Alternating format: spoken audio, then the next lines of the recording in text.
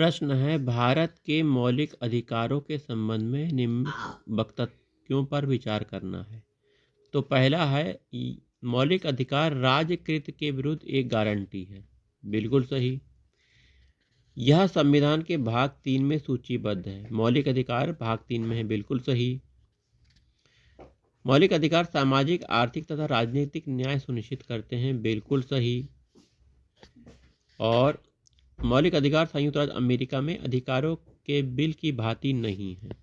तो अधिकारों के बिल की भांति हैं, यही आंसर आपका गलत है। नहीं है की जगह है होना चाहिए, यही गलत है।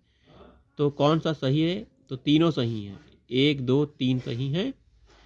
सी ऑप्शन आपका सही है। महत्वपूर्ण प्रश्न है, भारतीय संविधान के अनुच्छेद 13 का मुख्य उद्देश्य निम्नलिखित में से किसके संदर्भ में संविधान की सर्वोच्चता सुनिश्चित करना है?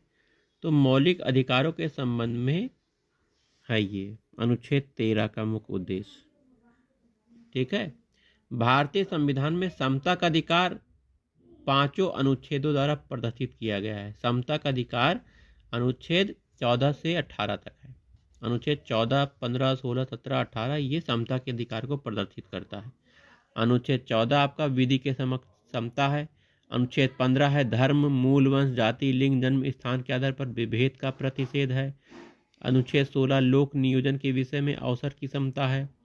अनुच्छेद 17 है अस्पृश्यता का अंत। अनुच्छेद 18 उपाधियों का अंत है।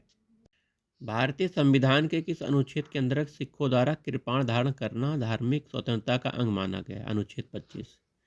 भारतीय संविधान के अनुच्छेद 25 का संबंध है धर्म की स्वतंत्रता।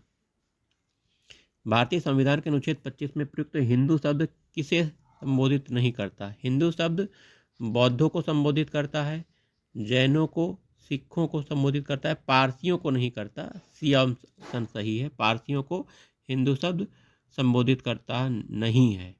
संबोधित किसको करता है? बौद्ध, जैन, सिख, याद रखिएगा।